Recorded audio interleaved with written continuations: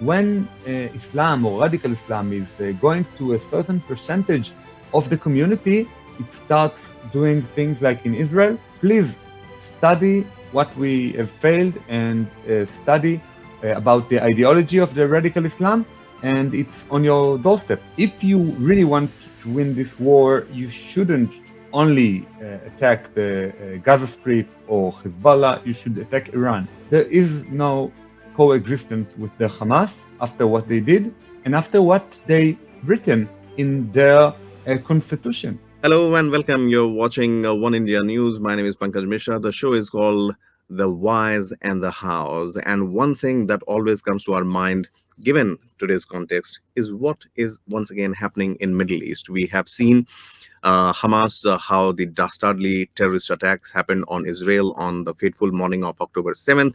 And after that, we have seen Israeli Defense Forces going through the Hamas targets, neutralizing them, and also facing a lot of flack when it comes to the humanitarian voices that have come up. To discuss that further, I am joined by Tamir Dortal, political commentator and lawyer, and On Meaning podcast host. Tamir, thank you so much for speaking to us. I can safely say that podcasting and joining through the digital medium has helped the world a lot as far as the information dissemination is concerned. So thank you so much for talking to us.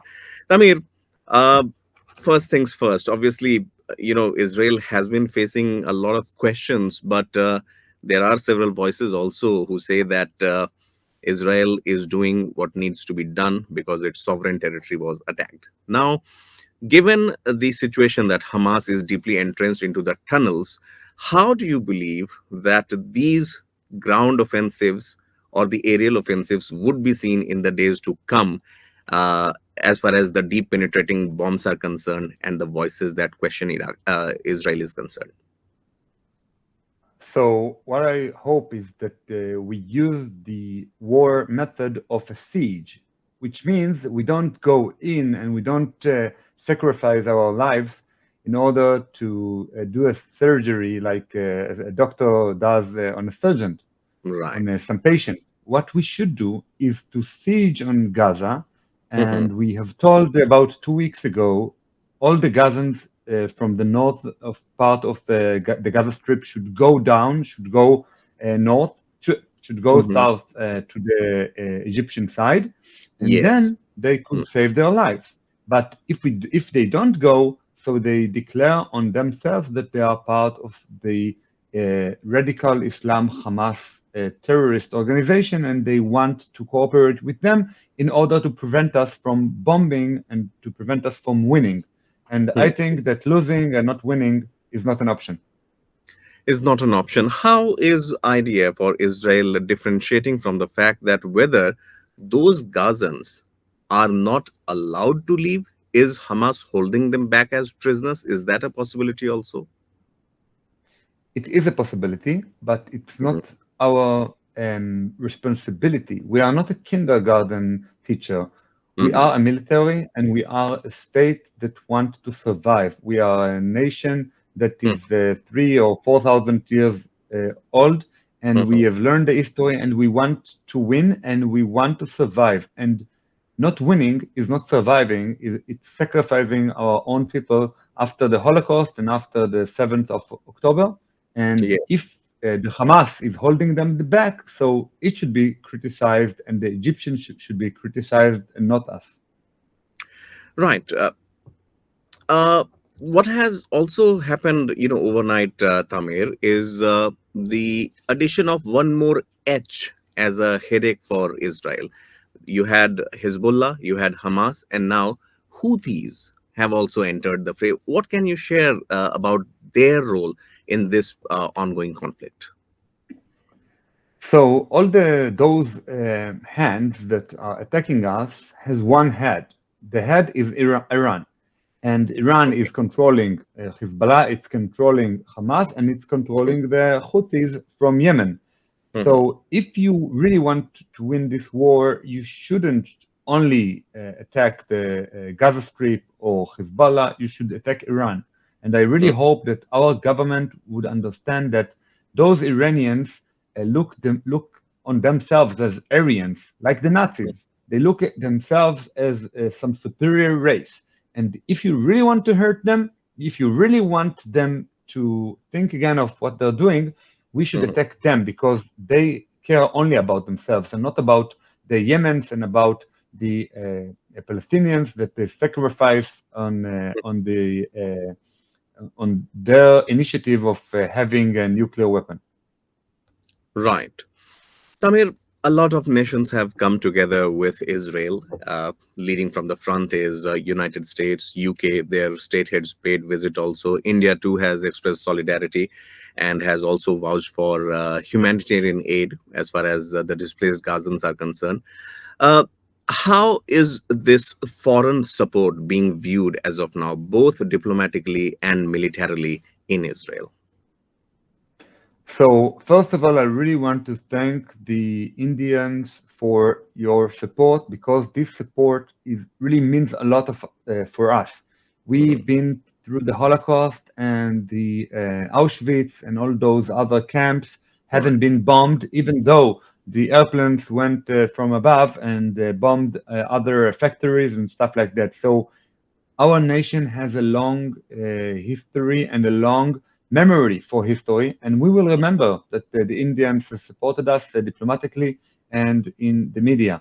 And it's Mhm. really important for us because we can't fight without having the world to our side. We don't want ammunition and we don't need any boots on the ground from other nations.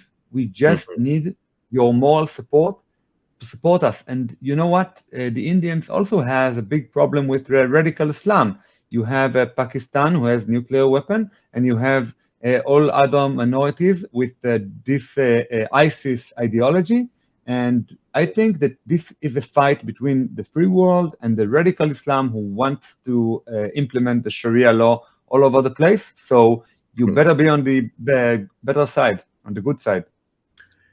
Right, obviously. I mean, in this civilized and democratic world, I think anything that qualifies for terrorism should be condemned and should be fought back as well. Tamir, coming to a question which is very close to my heart also. You and I are almost in the same profession of giving out information, collecting information, and sharing it with the public. You are a podcaster also. How has the public response? How have you been able to connect to the masses through podcast during this very testing time? So actually, I had the privilege of having a war hero in this studio about 2 weeks ago, and it Uh, was booming in in Israeli numbers.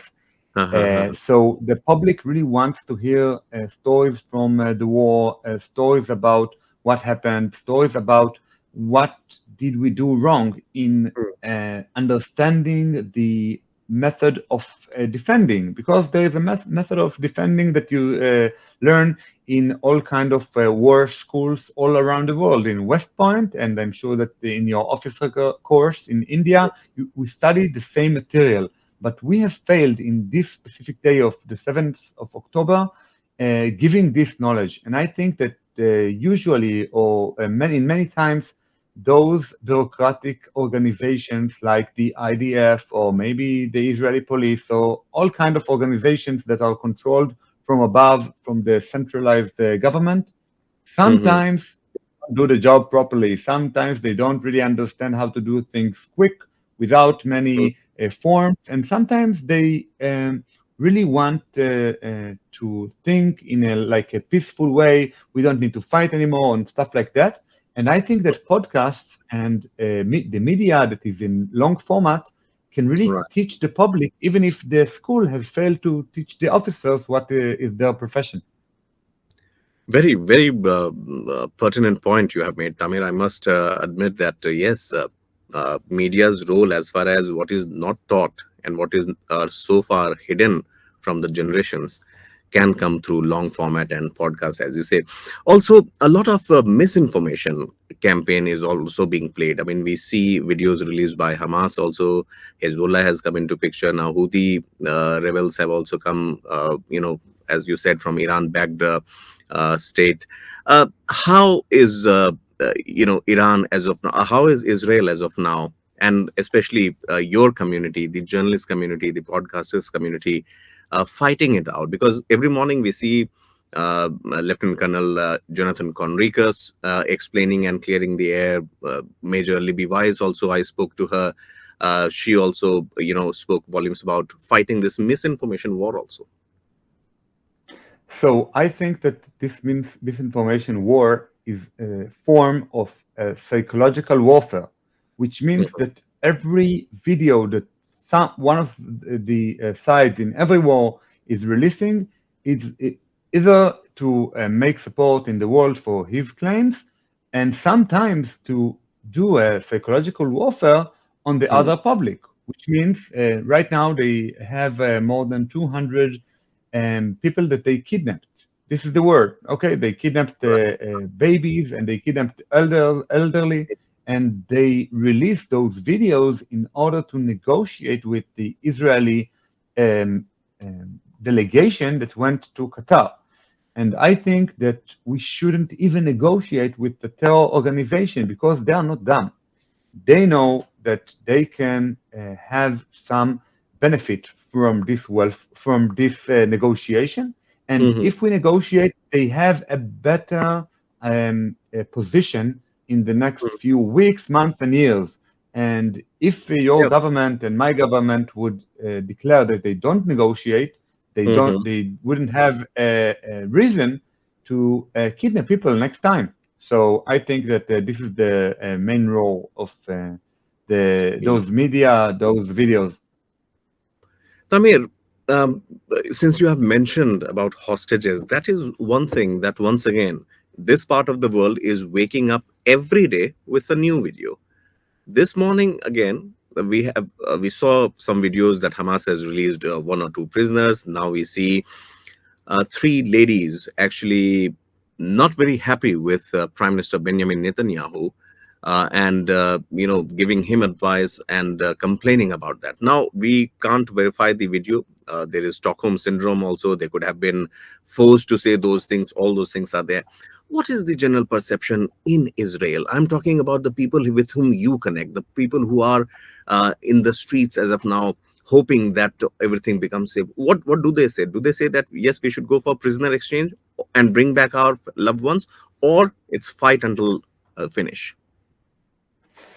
Yeah, so I think that the general public opinion is to fight until finish and really to finish this horrific organization that did things that are actually not in the scale, but in the atrocities that are more horrific than the Holocaust. I really, it's really painful for me as a grandchildren of Holocaust survivors to say that the Germans didn't rape any women, or maybe some, but it wasn't the general thing that the Nazis did. What But the Hamas. Hamas did is to, yeah, it was raping, it was executing, it was burning people alive in order to make them suffer. And I think that everyone who watched some of the movies in Israel is not thinking of let's negotiate, let's coexist with one another. There is no coexistence with the Hamas after what they did and after what they written in their constitution. You should just read the constitution of the Hamas from 1987 in order to Mhm. understand that they execute what they believe. They didn't execute something really horrific that they say, oh, it went out of control. So you should Mhm. read it. It's also in English, and everyone should read their horrific ideology.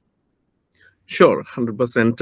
Tamir, one final question. How is Prime Minister Netanyahu holding up as of now? Because well, obviously international pressure or international criticism is something else, but domestically, is he getting the support that he needs as of now?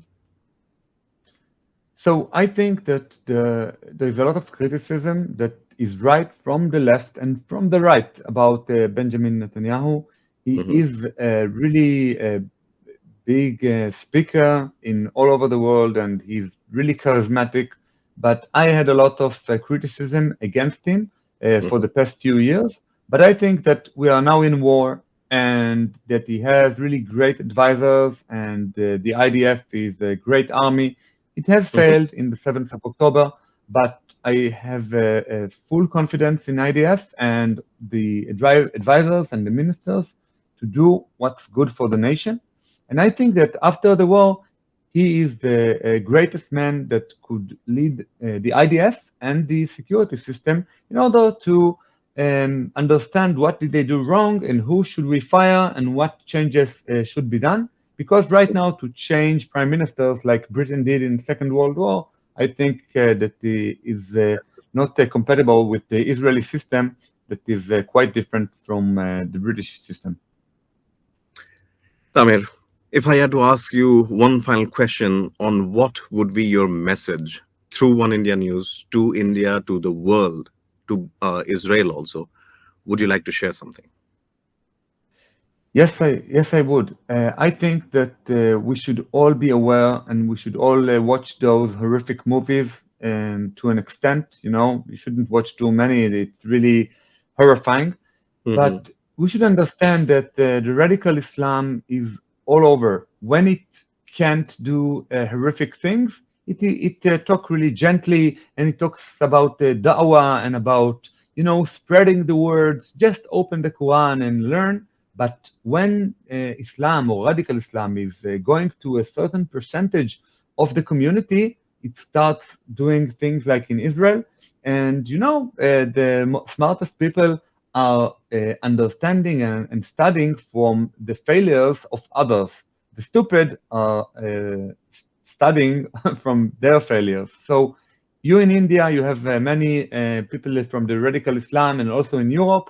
Please study what we have failed and study about the ideology of the radical Islam, and it's on your doorstep. So don't think that it wouldn't happen in your places.